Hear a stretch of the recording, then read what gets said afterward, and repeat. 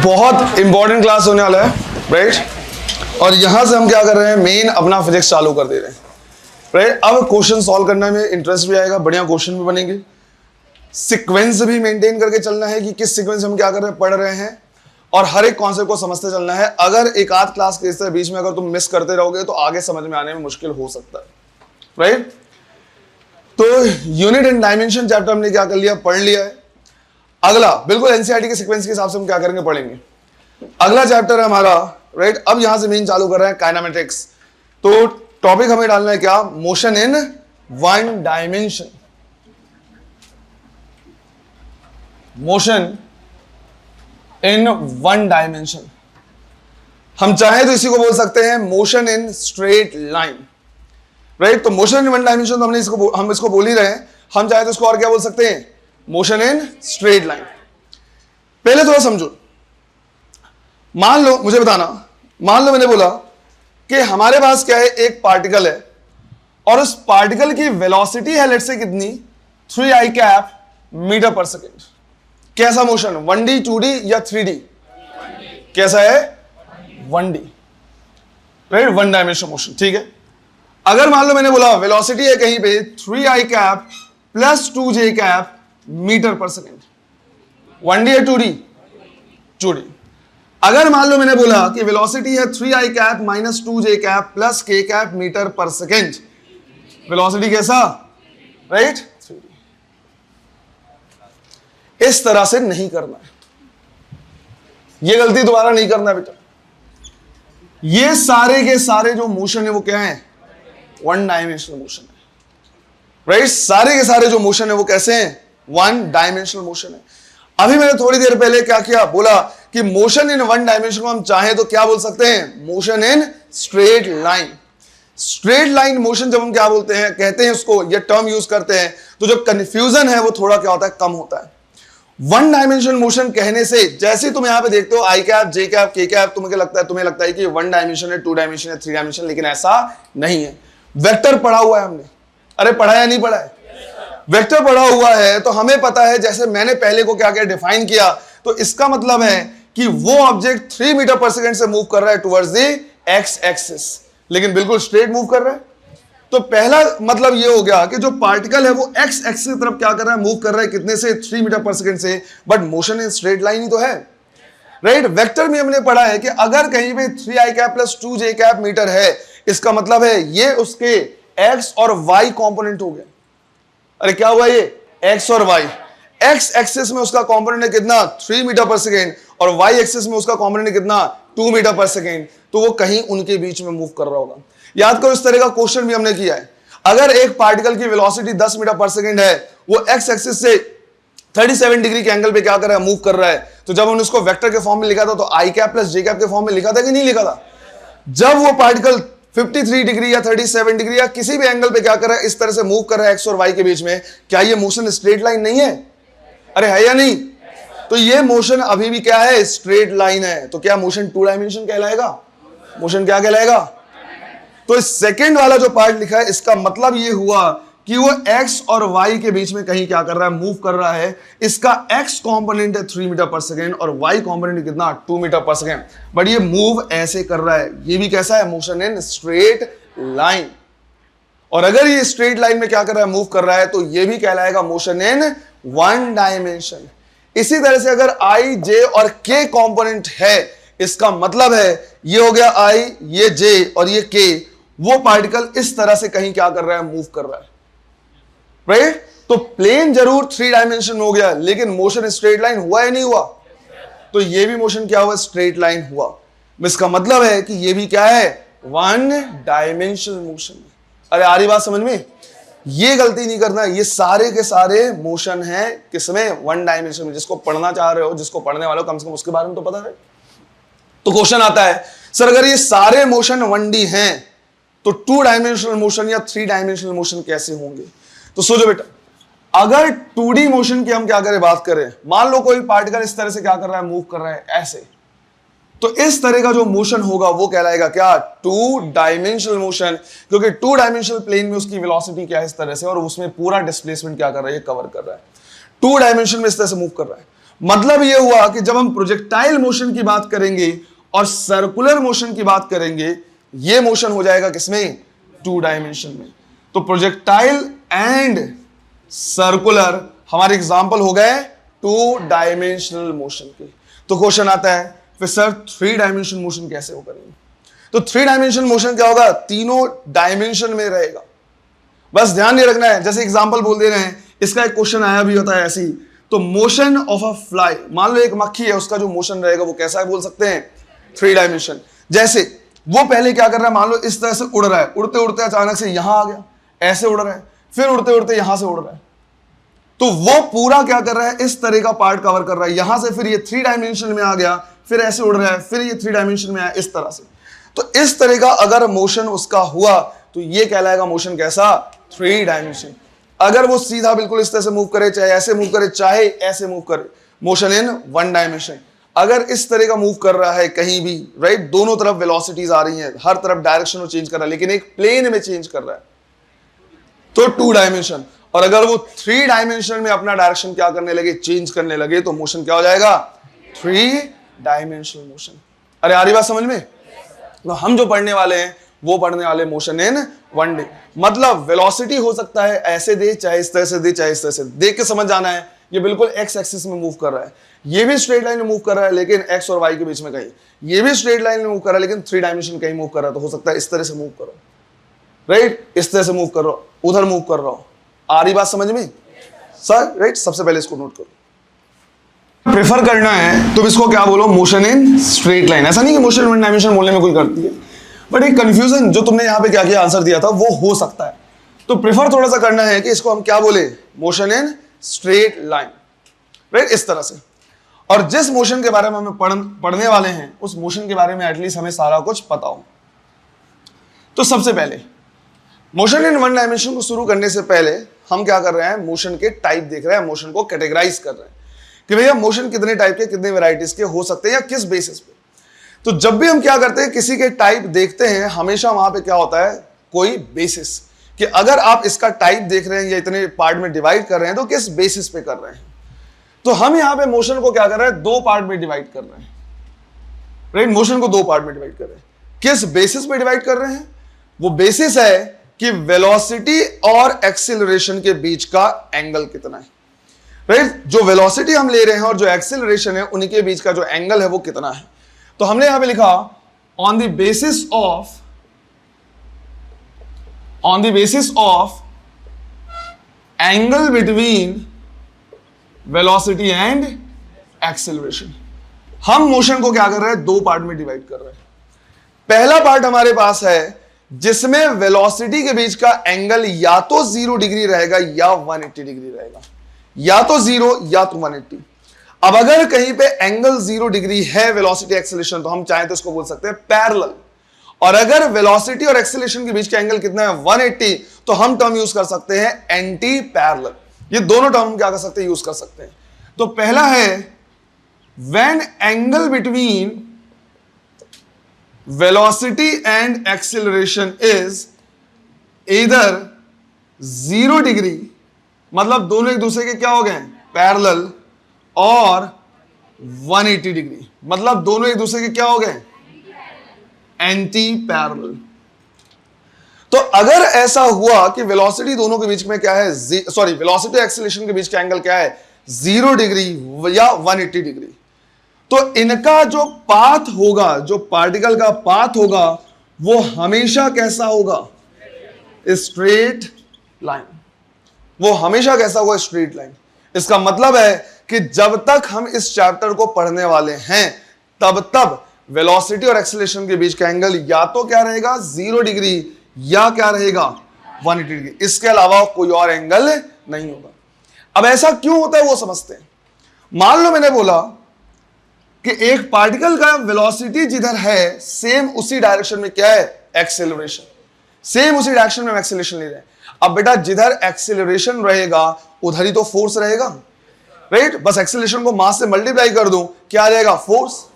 मतलब यह है कि एक पार्टिकल जिधर मूव कर रहा है उस पर फोर्स भी उसी डायरेक्शन में लग रहा है।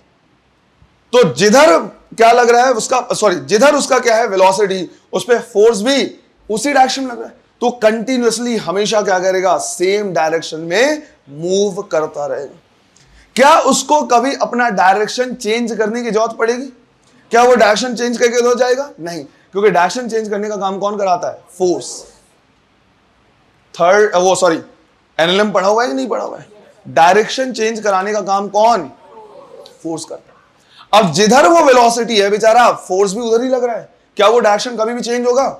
तो जिधर वो मूव करेगा उधर ही मूव करता रहेगा, बस वेलोसिटी कैसी होती रहेगी? बढ़ती रहेगी, राइट? वेलोसिटी बढ़ती रहेगी, जिसकी वजह से जो पाथ होगा वो कैसा होगा? Straight line. दूसरा, ऐसा भी हो सकता है कि जिधर वेलोसिटी है, एक्सीलरेशन उसके अपोजिट डायरेक्शन में। अपोजिट डायरेक्शन के एक्सीलरेशन को हम रिटार्डेशन भी कहते हैं, राइट? रिटार्डेशन भी कहते हैं। और इसका मतलब यह हुआ कि वो वेलोसिटी को कंटिन्यूअसली क्या करेगा? कम करेगा। जिधर एक्सीलरेशन होगा सेम उसी डायरेक्शन में क्या होगा? फोर्स होगा। अब इमेजिन करो ये कंडीशन ऐसे हो गई कि एक पार्टिकल तो इधर मूव करना चाह रहा है, बट पीछे से फोर्स लग रहा है और उसको कंटिन्यूअसली क्या कर रहा है? खींच रहा है, जिसकी वजह से उसकी वेलोसिटी धीरे धीरे और कम होते होते अल्टीमेटली क्या होगा? जीरो। तो मान लो मेरी वेलोसिटी इधर है, पर मुझे कोई पकड़ के कंटिन्यूअसली पीछे खींच रहा है, फोर्स लगा रहा है, तो मेरी वेलोसिटी धीरे धीरे धीरे धीरे क्या होगी? कम होगी और अल्टीमेटली क्या होगी? जीरो। क्या मुझे फोर्स लगना बंद हो गया? नहीं, मुझ पे अभी भी फोर्स लग रहा है, जिसकी वजह से अब मैं अपोजिट डायरेक्शन में मूव करना शुरू करूंगा, बट मेरा पाथ अभी भी कैसा होगा?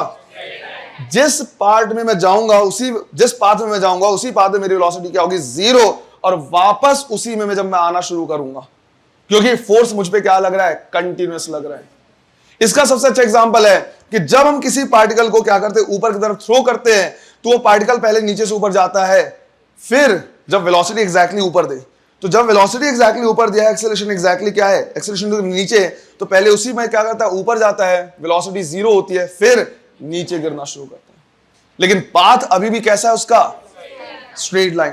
तो दोनों ही कंडीशन में जो पाथ होगा वो, और हमारे चैप्टर का नाम है मोशन इन स्ट्रेट, मतलब जब तक हम इस चैप्टर को स्टडी करेंगे तब तक वेलोसिटी और एक्सीलरेशन या तो सेम डायरेक्शन में होंगे या एग्जैक्टली, अगर सेम डायरेक्शन में तो हम उसको एक्सीलरेशन कहेंगे, अगर अपोजिट डायरेक्शन में हम तो चाहे तो रिटार्डेशन वर्ड यूज कर सकते हैं। अरे आई बात समझ में? तो अगर अपोजिट डायरेक्शन में मान लो एक्सीलरेशन है 4 मीटर पर सेकेंड स्क्वायर, तो तुम चाहो तो बोलो एक्सीलरेशन -4 मीटर पर सेकेंड स्क्वायर है, या तुम चाहो तो बोलो रिटार्डेशन 4 मीटर पर सेकेंड स्क्वायर। ये मत बोलना बेटा रिटार्डेशन -4 मीटर पर सेकेंड स्क्वायर। अरे आई बात समझ में? सिंपल सा ऐसे यूज कर सकते हैं।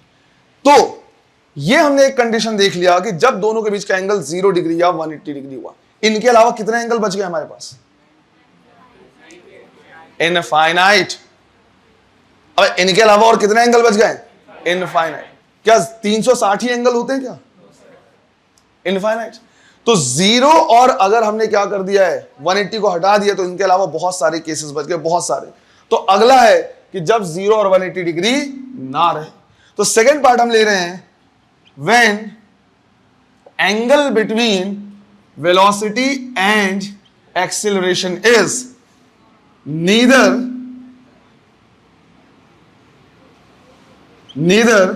0 डिग्री nor 180 डिग्री। तो ना तो 0 डिग्री है और ना 180 डिग्री है, ये नहीं होना चाहिए बस। तो जब जब ऐसा होगा कि 0 और 180 के अलावा कोई सा भी एंगल हो, तो हमेशा जो पाथ होगा वो पाथ होगा बेटा पैराबोला, राइट? तो पाथ उनका पैराबोलिक होगा। याद करो ग्राफ में पैराबोला भी हमने क्या किया, पढ़ा है।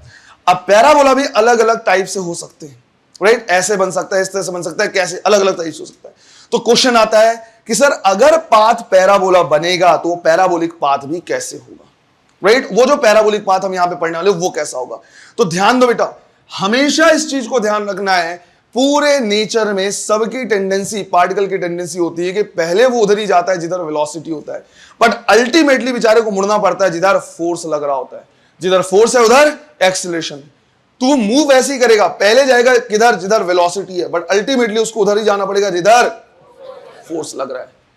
तो अगर मान लो मैंने इस तरह का केस दे दिया कि भाई एक पार्टिकल की वेलोसिटी इधर है और एक्सीलरेशन है इस साइड पे, तो दोनों के बीच का एंगल ना तो 0 है ना तो 180, तो तो पहले वो जाएगा किधर, जिधर वेलोसिटी है, और अल्टीमेटली घूमेगा किधर, एक्सेलरेशन की तरफ। मैंने यहां पे एक्सेलरेशन बनाया तो ऐसे इसको घुमा के इधर मत नहीं आना। एक्सेलरेशन सिर्फ क्या बता रहा है, डायरेक्शन, कि वो इस डायरेक्शन में। तो अल्टीमेटली वो पहले वो वेलोसिटी की तरफ जा रहा था और घूम के फिर एक्सेलरेशन की तरफ हो गया। पाथ कैसा, पैराबोला। अगर मान लो मैंने बोला कि भाई वेलोसिटी इधर है और एक्सेलरेशन इधर है, तो पहले हो जाएगा वेलोसिटी की तरफ, फिर घूमेगा किधर, एक्सेलरेशन की तरफ, राइट। अगर मान लो मैंने बोला वेलोसिटी इधर है और एक्सेलरेशन ड्यू टू ग्रेविटी जो कि नीचे लगता है वो उधर है, तो जो पाथ होगा कैसा होगा, पैराबोला, प्रोजेक्टाइल मोशन। अरे आ रही बात समझ में? तो इनको क्या करना है, ध्यान रखना है, ये बहुत ही जरूरी है। यहां पे जो हमने क्या किया, पार्ट पढ़ा है, इससे कॉन्सेप्चुअल प्रॉब्लम सॉल्व करेंगे। जैसे ही प्रोजेक्टाइल मोशन, जैसे प्रोजेक्टाइल मोशन, शायद इस तरह का कॉन्सेप्चुअल प्रॉब्लम हो सकता है, तुमने सुना भी हो कि ट्रेन चल रही है, ट्रेन के अपर बर्थ में किसी पर्सन ने क्या किया, कोई ऑब्जेक्ट गिराया, तो उसका पाथ ट्रेन के अंदर बैठे इंसान के हिसाब से और प्लेटफॉर्म में खड़े इंसान के हिसाब से कैसा होगा। और इस तरह के जो कॉन्सेप्चुअल प्रॉब्लम होते हैं वो बहुत बढ़िया होते हैं। न्यूमेरिकल फिर भी बन जाएगा, कॉन्सेप्चुअल तभी बनेगा जब एक्चुअल कॉन्सेप्ट पता हो या क्लियर हो सारे। अरे आ रही बात समझ में? तो जैसे हम प्रोजेक्टाइल शुरू करेंगे, वापस इस पॉइंट को मैं क्या करूंगा, रिकॉल कराऊंगा कि मोशन को दो पार्ट में किस बेसिस पे और कैसे डिवाइड किया था। क्लियर है? 0 180 तो पाथ स्ट्रेट लाइन, 0 180 नहीं तो पाथ पैराबोला। इस चैप्टर में जब तक पढ़ेंगे यही कंडीशन रहेगा, इसको नोट करो बेटा। तो ये हमने क्या कर लिया, डिफाइन कर लिया है कि जो हम पूरा चैप्टर देखने वाले हैं पूरे मोशन का, चाहे वो 1D हो चाहे 2D हो, वो किस बेसिस पे और कैसे हम क्या करेंगे देखेंगे। अब हमें क्या करना है, पूरा कॉन्सेंट्रेशन देना है या पढ़ना है कौन सा, motion in one dimension. Motion in one dimension जब हम क्या करेंगे, पढ़ेंगे, तो किस सीक्वेंस में पढ़ेंगे वो बता दे रहा हूं। सबसे पहले हम पढ़ने वाले हैं डिस्टेंस एंड डिस्प्लेसमेंट के बारे में। तो डिस्टेंस और डिस्प्लेसमेंट पढ़ेंगे, देखेंगे उसमें कितनी वैरायटी के क्वेश्चन आते हैं, कैसे सॉल्व करते हैं वो। जब डिस्टेंस और डिस्प्लेसमेंट सीख जाएंगे तो अगला हम पढ़ेंगे वेलोसिटी एंड स्पीड, राइट। अगला पार्ट होगा velocity and speed. Distance displacement अगर पता रहेगा तो बस उन्हीं को डिवाइड कर देने से स्पीड और वेलोसिटी मिल जाएगी। डिस्टेंस पता है, डिस्टेंस डिवाइड बाय टाइम करेंगे क्या मिलेगा, स्पीड। डिस्प्लेसमेंट पता है, डिस्प्लेसमेंट डिवाइड बाय टाइम करेंगे क्या मिल जाएगा, वेलोसिटी। बट वेलोसिटी भी हमें क्या करना है, दो पार्ट में देखना है। एक पढ़ना है एवरेज वेलोसिटी और दूसरा पढ़ना है इंस्टेंटेनियस वेलोसिटी। ये वही मैं बात कर रहा जिसकी चर्चा हमने की थी डिफरेंशिएशन के टाइम पे। अब बेसिक मैथ्स के बहुत सारे कंपोनेंट, बहुत सारी चीजें आना शुरू हो जाएंगी, क्योंकि बेसिक मैथ्स में पूरे एग्जांपल हमने लिए थे कहां के, फिजिक्स के उठाए थे, और मोस्टली हमने क्या किया था, ग्राफ वगैरह अगर हम देखिए तो यहीं के क्वेश्चन उठाए थे। जब हम वेलोसिटी और स्पीड क्या कर लेंगे, पढ़ लेंगे, तो उसके बाद हमारा पार्ट आएगा इक्वेशन ऑफ मोशन का, राइट। इक्वेशन ऑफ मोशन कब लगाते हैं, कैसे लगाते हैं, क्या क्या कंडीशन में अप्लाई हो सकते हैं और कौन कौन से कंडीशन में अप्लाई नहीं किए जा सकते, कैसे क्वेश्चन बनेंगे, वो सारी कुछ। इक्वेशन ऑफ मोशन पढ़ने के बाद उसी का एक छोटा सा वेरिएशन देखेंगे एक्सेलरेशन ड्यू टू ग्रेविटी का, और उसके बाद हम देखेंगे अपना लास्ट पार्ट रिलेटिव वेलोसिटी के। रिलेटिव वेलोसिटी वाला पार्ट जब हम क्या करेंगे देखेंगे, तो ध्यान ये देना है उस टाइम पे कि वेक्टर जो हमने पढ़ाया हुआ है उसको क्या करना है, बहुत अच्छे तरीके से ग्रिप पे रखना है। क्लियर है ये? तो इस सीक्वेंस में हम पढ़ने वाले हैं, तो तुमको पता होना चाहिए कि सीक्वेंस क्या है। ऐसा ना होना चाहिए, ऐसा नहीं हो कि तुम क्या हो जाओ, लॉस्ट हो जाओ बिल्कुल, कि अरे क्या पढ़ रहे हैं, अब क्या चल रहा है। तो सीक्वेंस मैंने क्या कर दिया, बता दिया। तो सीक्वेंस मैंने क्या कर दिया, बता दिया है। तो सबसे पहला टॉपिक तुमको क्या करना है, डालना है distance and displacement. Distance and displacement. अब यहां पे मैं वो टाइम पास नहीं कराने वाला कि डिस्टेंस स्केलर क्वांटिटी है, डिस्प्लेसमेंट क्या है, वेक्टर क्वांटिटी है, किसी दो पॉइंट के बीच का जो मिनिमम डिस्टेंस होता है उसको डिस्प्लेसमेंट बोलते हैं। ये सारी फालतू की बातें नहीं, ये ऑलरेडी तुमको आता है। हाँ, जरूर एक पॉइंट क्या करना है, तुमको अच्छे तरीके से ध्यान रखना है कि बेटा कुछ भी हो जाए, डिस्टेंस या तो बड़ा रहेगा या इक्वल रहेगा किससे, डिस्प्लेसमेंट के मैग्नीट्यूड से, क्योंकि displacement being a vector quantity positive negative हो सकता है। ये अच्छी बात नहीं होती कि हम पॉजिटिव नेगेटिव वैल्यू को क्या करें, कंपेयर करें, इसलिए हमने डिस्प्लेसमेंट में क्या कर लिया है, मैग्नीट्यूड ले लिया है। अच्छी बात नहीं होती, मतलब ये दिल पे मत लगा लेना कि फिजिक्स में भी कुछ अच्छा और खराब होता है, ये नहीं बोलना चाह रहा मैं, राइट। ये बोलते ना कि एक सही प्रैक्टिस। अब डिस्प्लेसमेंट क्या है, वेक्टर क्वांटिटी है। अब वहां पे अगर माइनस आ गया तो तुम थोड़ी बोलोगे कि -5 मीटर जो है वो कम है किससे, 5 मीटर से। अरे बोल सकते हैं ऐसा? नहीं। जब वेक्टर क्वांटिटी में बोलेंगे तो बोलेंगे 5 metre minus 5 metre, magnitude wise क्या है, सेम है। यहां पे माइनस न्यूमेरिकल वैल्यू को रिप्रेजेंट नहीं कर रहा बल्कि डायरेक्शन को रिप्रेजेंट कर रहा है। वो सिर्फ बताएगा कि 5 मीटर इधर है तो माइनस 5 मीटर इधर। इसलिए ध्यान रखना है डिस्टेंस या तो ज्यादा रहेगा या बराबर रहेगा किसके। अब इसमें भी समझो, यहां पे सबसे मस्त कहानी आती, अगर कोई पार्टिकल सेम डायरेक्शन में मूव करे, जब तक वो अपना डायरेक्शन चेंज नहीं करेगा तब तक उसका डिस्टेंस एंड डिस्प्लेसमेंट सेम रहेगा। जिस पॉइंट से उसने डायरेक्शन चेंज कर दिया, चाहे कैसे भी, चाहे वो इस डायरेक्शन में मूव करना शुरू कर दे, चाहे इधर चाहे वापस, ठीक उसी पॉइंट से उसका डिस्टेंस और उसका डिस्प्लेसमेंट अलग अलग हो जाएगा। अरे आ रही बात समझ में? और डिस्टेंस और डिस्प्लेसमेंट उस टाइम पे क्या हो जाएगा, अलग अलग हो जाएगा, जिस पॉइंट पे पार्टिकल क्या करेगा, अपना डायरेक्शन चेंज करेगा। ये कुछ चीजें क्या करनी, ध्यान रखनी है। अब डिस्टेंस और डिस्प्लेसमेंट और कोई थ्योरी है ही नहीं, तो हमें फोकस करना है किस पे, क्वेश्चंस पे। अब मैं यहां पे जब तुमको क्वेश्चन कराऊंगा तो मैं ये नहीं कराने वाला कि इतने क्वेश्चंस कर ले, नहीं। क्वेश्चन हम करेंगे वेराइटीज, राइट। एक होता है नंबर ऑफ क्वेश्चन, उसी में वैल्यू बदल बदल के थोड़ा मोड़ा चेंज करके क्वेश्चन करा दे, वो अलग होता है। दूसरा होता है वेराइटीज ऑफ क्वेश्चन। तो हमें पता होना चाहिए, हमें देखना है कि कितने वेराइटीज का क्वेश्चन हम क्या करेंगे, देखेंगे, चेक करेंगे। तो वेराइटीज ऑफ क्वेश्चन देखना है।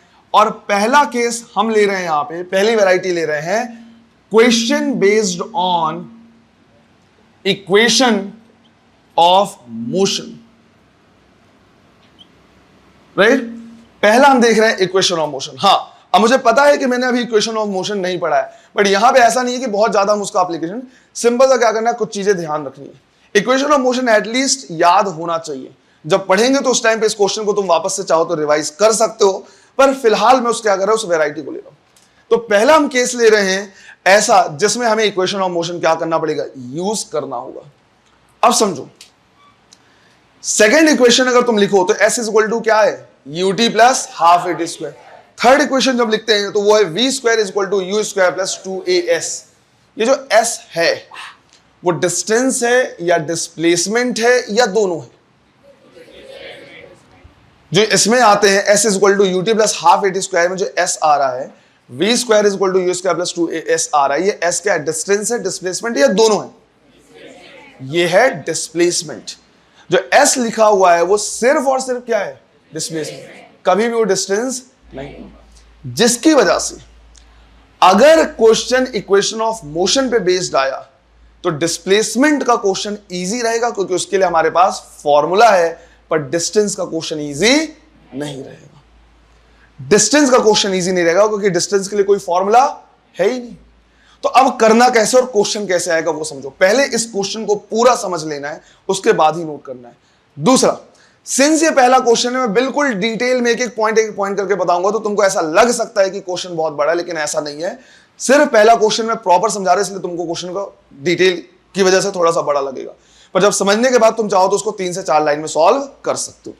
समझना है, मैंने यहां पे क्या किया, एग्जांपल लिया और मैंने बोल दिया कि लेट से मेरे पास क्या है, एक मास है जिसमें इस डायरेक्शन में वेलोसिटी है लेट से 10 मीटर पर सेकेंड, अपोजिट डायरेक्शन में एक्सेलरेशन है लेट से 4 मीटर पर सेकेंड स्क्वायर, राइट। सिंस मैंने यहां पे डायरेक्शन इंडिकेट कर दिया, मैंने यहां पे माइनस यूज नहीं किया है, बट सिंस वेलोसिटी और एक्सेलरेशन एक दूसरे के क्या दिख रहे हैं, मुझे अपोजिट दिख रहे हैं, हमें पता होना चाहिए कि ये क्या है, रिटार्डेशन है।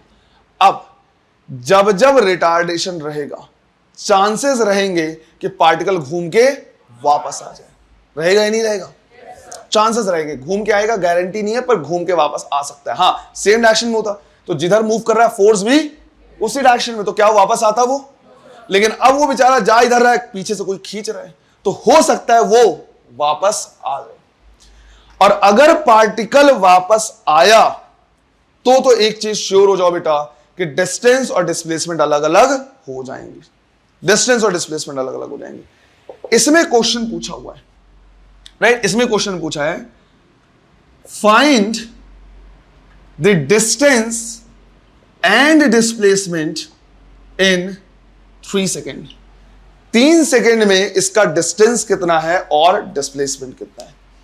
अगर ये क्वेश्चन सिर्फ डिस्प्लेसमेंट का होता तब बड़ा आसान होता, क्योंकि मेरे पास क्या है, फॉर्मूला है, लेकिन डिस्टेंस के लिए मेरे पास कोई फॉर्मूला नहीं है। हाँ, ये अलग बात है कि जब तक पार्टिकल पलटता नहीं है, डायरेक्शन बदलता नहीं है, तब तक डिस्टेंस और डिस्प्लेसमेंट क्या होते हैं? सेम होते हैं। तो उसमें अगर मैं डिस्प्लेसमेंट निकाल लूं तो वही मुझे क्या दे देगा? डिस्टेंस भी दे देगा। अरे यार, बात समझ में? पर पहले मुझे जानना है कि जितने टाइम में ये पूछा है, क्या उतने टाइम में पार्टिकल पलटेगा या नहीं पलटेगा? पहले मुझे क्या करना है, ये जानना है ना? अगर नहीं पलटा तब तो क्वेश्चन बड़ा आसान हो गया, डिस्प्लेसमेंट निकालूंगा, आंसर वही क्या होगा? डिस्टेंस का। पर अगर उतने टाइम में पलट गया तो डिस्टेंस अलग, डिस्प्लेसमेंट अलग। समझो, वेलोसिटी कितनी, एक्सीलरेशन 4 मीटर पर सेकंड स्क्वायर को लिखने का तरीका बताया था मैंने, 4 मीटर पर सेकेंड पर सेकेंड। मैंने बोला कि अगर कहीं पे रिटार्डेशन -4 मीटर पर सेकेंड स्क्वायर का है तो इसको ऐसे लिखो, -4 मीटर पर सेकेंड। क्या मतलब हुआ इसका? हर एक सेकेंड में 4 मीटर पर सेकेंड की वेलोसिटी कम होती जाएगी। इनिशियल वेलोसिटी भी जाएगी कितनी? 10 मीटर पर सेकेंड। एक सेकेंड बीता, वेलोसिटी 4 मीटर पर सेकेंड कम हो गया, बचा कितना? 6 मीटर पर सेकेंड। फिर एक सेकेंड बीता, फिर एक सेकेंड बीता, 4 और कम हो गया, कितना बचा? 2 सेकेंड बीत चुके, वेलोसिटी बची कितनी? 2 मीटर पर सेकेंड। जीरो होने में कितना टाइम लेगा? आधा सेकेंड और। अरे यार समझ में? आधा सेकेंड और लेगा और वेलोसिटी हो गई 0। तो 2.5 सेकेंड में उसकी वेलोसिटी कितनी हो गई? अब 2.5 सेकेंड के बाद इसको फोर्स तो अभी भी लग रहा है, इसको मुड़ना पड़ेगा। 2.5 सेकेंड तक ये बिल्कुल सीधे रेल में आया है। 2.5 सेकेंड तक पार्टिकल ने पलटी नहीं मारी है। 2.5 सेकेंड तक इसका डिस्टेंस और डिस्प्लेसमेंट, और उतने ही टाइम के लिए क्वेश्चन बड़ा आसान होता। लेकिन क्वेश्चन पूछा है कितने के लिए? 3 सेकेंड के लिए। आधा सेकेंड अभी और देखना है। अब ये आधे सेकेंड में वापस आएगा। जैसे इस आधे सेकेंड में ये वापस आया, वैसे ही डिस्टेंस और डिस्प्लेसमेंट क्या हो गया? मतलब क्वेश्चन मजेदार हो गया। अरे आई बात समझ में? तो इसको तुम पूरे 3 सेकेंड के लिए एक साथ सॉल्व, पहले सॉल्व करोगे 2.5 सेकेंड के लिए और फिर सॉल्व करोगे अगले आधे सेकेंड के लिए। क्लियर है ये?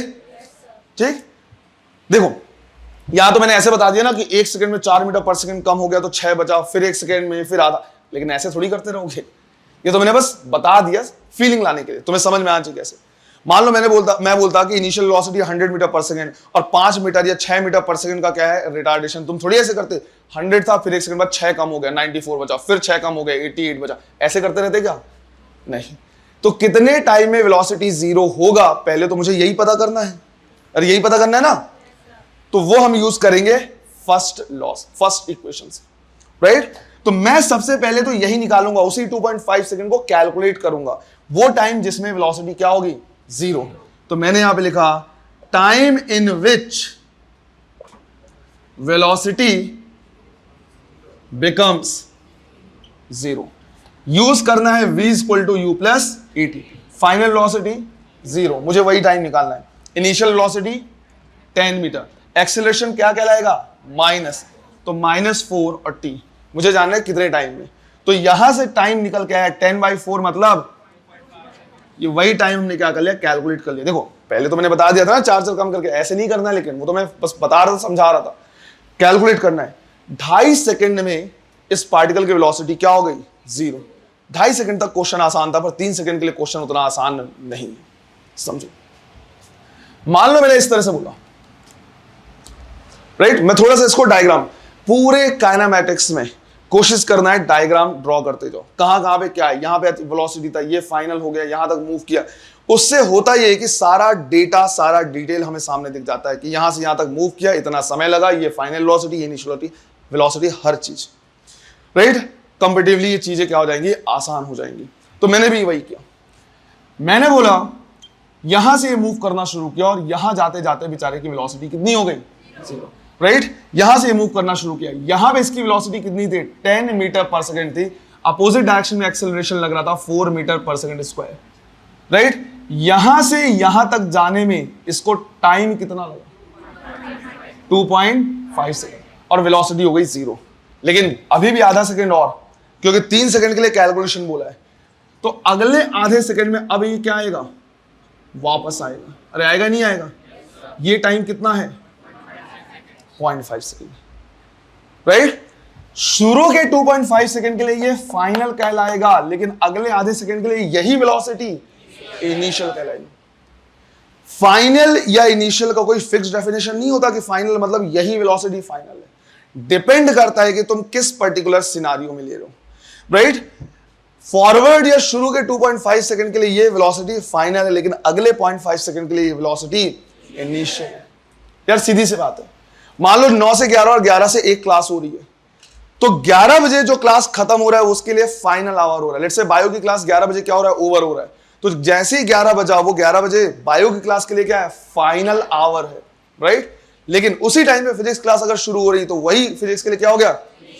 तो फाइनल या इनिशियल का डेफिनेशन फिक्स नहीं होता, डिपेंड करता है किस पर्सपेक्टिव में, किस सिनेरियो में तुम देख रहे हो। क्लियर है ये? अब मुझे ये जानना है, राइट, कि जाते समय ये कितना गया और वापस कितना आया। पूरे मोशन में तो मैं डायरेक्ट इसको डिस्टेंस नहीं निकाल सकता, क्योंकि ये पार्टिकल डायरेक्शन चेंज कर दिया था। लेकिन हां, अगर मैं 2.5 सेकंड को एक इंडिविजुअल मोशन मान लूं, समझो, अगर मैं ये मान लूं कि भाई 2.5 सेकंड का एक मोशन है, तो मैं बोल सकता हूं कि 2.5 सेकंड में जो डिस्टेंस है वही क्या है, डिस्प्लेसमेंट। अरे शुरू के 2.5 सेकंड में पार्टिकल पलटी मारा क्या, तो 2.5 सेकंड में जितना वो चला है वही डिस्टेंस होगा और वही। फिर अगले 0.5 सेकंड को मैंने अलग मोशन मान लिया। मैंने मान लिया कि इंटायर क्या है, एक अलग मोशन है, रेस्ट में था और फिर इधर मूव करना शुरू किया। तो अगले आधे सेकंड में जितना डिस्टेंस है वही उसका क्या है। तो इस तरह से हम इक्वेशन ऑफ मोशन को एक्सप्लॉइट करते हैं। जिसके लिए वो नहीं बना है उसके लिए भी क्या कर रहे हैं, यूज कर रहे हैं। बना वो किसके लिए, डिस्प्लेसमेंट के लिए, पर डिस्टेंस के लिए भी यूज करते हैं। ये मानते हैं कि भाई इतने के लिए जो डिस्टेंस है वही तो क्या है, डिस्प्लेसमेंट। आते समय अलग मोशन मान लिया, तो आते समय जितना डिस्प्लेसमेंट उतना ही। अरे बात आ रही समझ में?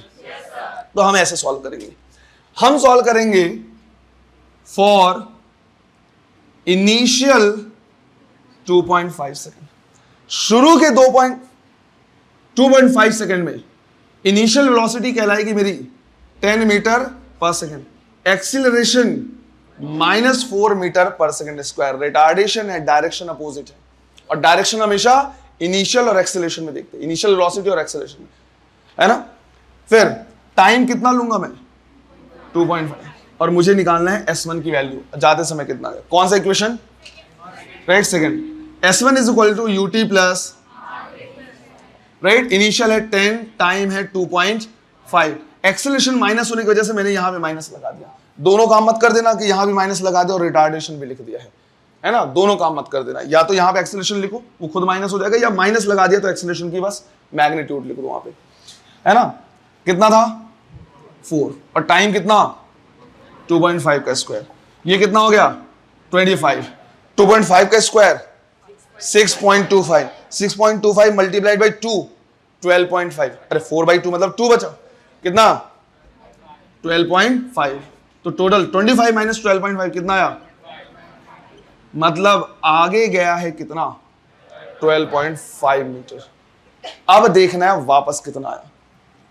तो मैं यहां पे बोल रहा हूं फॉर नेक्स्ट 0.5 सेकंड। अगले 0.5 सेकंड को हमने क्या लिया है, अलग ही मोशन मान लिया। अब अगले 0.5 सेकंड के लिए इनिशियल वेलोसिटी कितनी, राइट, पूरी डिटेल में लिख रहा है, इसलिए तुमको लग रहा होगा क्वेश्चन ज्यादा है, ऐसा क्वेश्चन नहीं, राइट। हर पॉइंट लिखना है कैसे तरह से। एक्सीलरेशन कितना,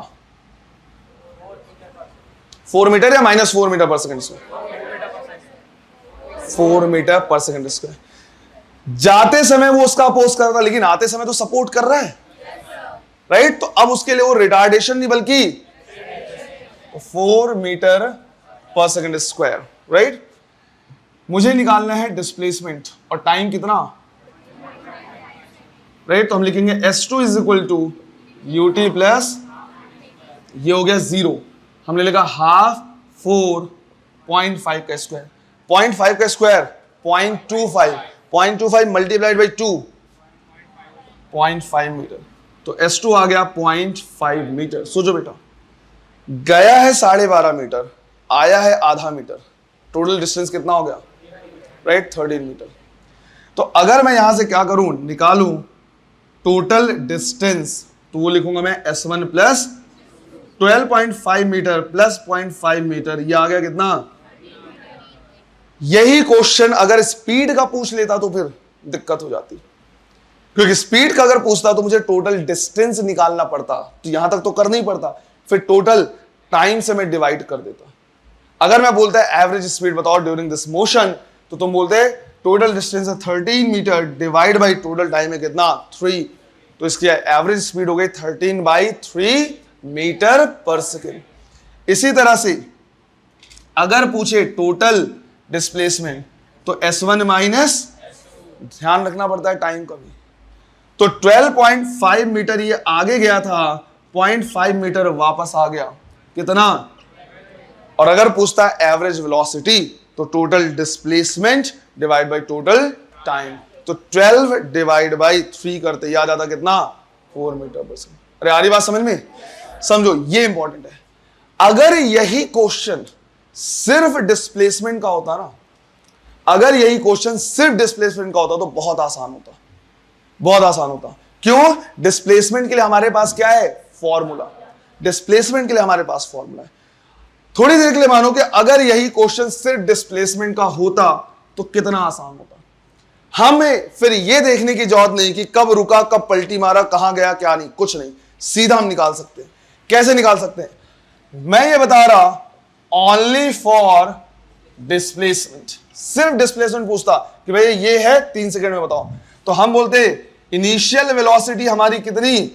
10 मीटर पर सेकंड, एक्सीलरेशन कितना? -4 मीटर पर सेकंड स्क्वायर, राइट। मुझे निकालना है टोटल डिस्प्लेसमेंट, और टाइम कितना? हम लिखते हैं S is equal to ut plus, right, initial कितना? 10, टाइम कितना? 3, -1/2 4 और 3 का स्क्वायर, ये हो गया 30, 3 का स्क्वायर 9 मल्टीप्लाइड बाई 2 18। आंसर आ गया कितना?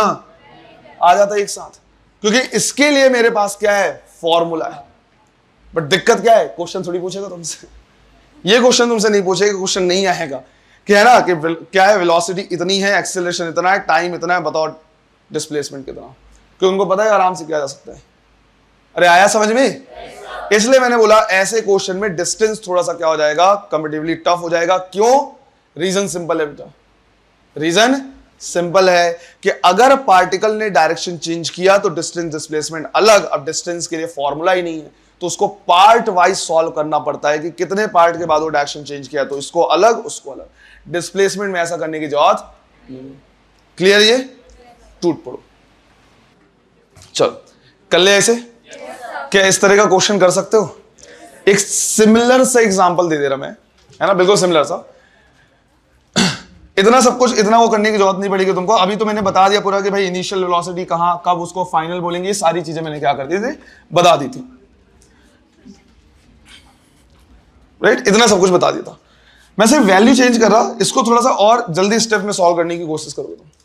मैंने बोला यहां पे एक पार्टिकल है, लेट्स से जिसकी इनिशियल वेलोसिटी कितनी? 100 मीटर पर सेकेंड, राइट, और अपोजिट डायरेक्शन में एक्सेलरेशन है, मतलब रिटार्डेशन है लेट्स से कितना? 5 मीटर पर सेकेंड स्क्वायर। तुम्हें बताना है इसका डिस्टेंस। डिस्प्लेसमेंट की कोई बात ही नहीं करो तो डायरेक्ट ऐसे भी निकाला जा सकता है ना, अगर डायरेक्ट निकालना है तो ऐसे भी निकाल लेंगे। Find the distance in 22 seconds. 22 second में इसका डिस्टेंस कितना होगा, ये तुमको क्या करना है? फाइंड आउट करना है। चलो ट्राई करो जरा। सबसे पहले तो हम क्या करना है, जैसे हम ये देखें कि यार वेलोसिटी और एक्सेलरेशन अपोजिट डायरेक्शन में है, वैसे ही बिल्कुल अलर्ट हो जाना है। समझो बेटा, अगर ये सेम डायरेक्शन में होता है तो कोई चांस नहीं था कि ये डायरेक्शन चेंज करके वापस आएगा, डिस्टेंस डिस्प्लेसमेंट सब सेम होगा। बट जैसे ही तुम इनको अपोजिट डायरेक्शन में देखो, वैसे ही बिल्कुल अलर्ट हो जाना है कि चांसेस हैं कि दोनों अपना डायरेक्शन क्या करेंगे, हो सकता है वेलोसिटी अपना डायरेक्शन चेंज करे। और अगर वो इस टाइम में चेंज कर लिया तब तो गड़बड़ है, फिर अलग अलग सॉल्व करना पड़ेगा। तो सबसे पहले तो मुझे यही चेक करना है कि भाई कितने टाइम के बाद इस पार्टिकल की वेलोसिटी 0 होगी। तो उसके लिए तो हम सीधा सीधा सॉल्व कर सकते हैं, right. v is equal to u plus at से फाइनल वेलोसिटी 0, इनिशियल कितना है? 100, acceleration due to gravity sorry acceleration कितना है, राइट? 5 माइनस बोल सकते हैं बिकॉज रिटार्डेशन अपोजिट डायरेक्शन में, मल्टीप्लाइड बाई t। मुझे वो टाइम निकालना है जिसमें वेलोसिटी क्या हो जाए? 0। तो टाइम आया कितना? मतलब 20 सेकंड में ये पार्टिकल पलटने वाला है। तो 20 के लिए अलग और 2 के लिए अलग, है ना। तो हमने बोला ये जो मास है वो इस तरह से वापस आ जाएगा, यहां पे वेलोसिटी हो जाएगी 0, ये 20 सेकंड में कितना चला वो मुझे निकालना है, और अगले 2 सेकंड में कितना चला ये मुझे निकालना है। क्लियर है?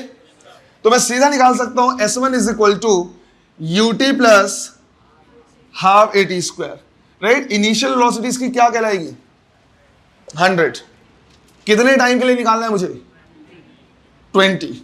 सिंस एक्सेलरेशन वेलोसिटी इधर है, एक्सेलरेशन अपोजिट डायरेक्शन में है, रिटार्डेशन की तरह ट्रीट करेंगे, तो ये माइनस होगा, तो हम लिखेंगे माइनस a की वैल्यू कितनी है 5 इंटू 20 का स्क्वायर, ये हो गया हमारा कितना 2400, 400 डिवाइड बाई 2 मतलब 200, 200 मल्टीप्लाइड बाई 5 कितना 1000, तो आगे गया है कितना 1000 मीटर, आगे गया है 1000 मीटर। वापस कितना आया है, तो S2 इज इक्वल टू लिखेंगे ut plus half AT square. Initial velocity कितनी 0, क्योंकि सिर्फ इतने पार्ट के लिए देखेंगे। अब वही पहले जो रिटार्डेशन था वही किसका काम करेगा एक्सेलरेशन का, तो हम लिखेंगे हाफ 5 और 2 सेकेंड का square, 4 divide by 2, 2 multiplied by 5 कितना 10 मीटर, आगे गया है 1000 मीटर, वापस आया है कितना 10 मीटर। अगर हम डिस्टेंस की बात करें तो हम लिखेंगे 1000 प्लस 10, 1010 मीटर। आया समझ में? हाँ, डिस्प्लेसमेंट पूछ लेता तो कितना होता 990 मीटर। मैं एवरेज स्पीड पूछ लेता तो कितना होता 1010 डिवाइड बाई 22। एवरेज वेलोसिटी पूछ लेता तो 990 डिवाइड बाई 22 मीटर पर सेकेंड। अरे आया समझ में? Good, right. आज इतना ही हम कर रहे हैं, नेक्स्ट क्लास में पूरा डिस्कशन कंप्लीट हो जाएगा। कल का टेस्ट है वो तुम तैयार क्या कर सकते हो, देख सकते हो, है ना। ठीक है।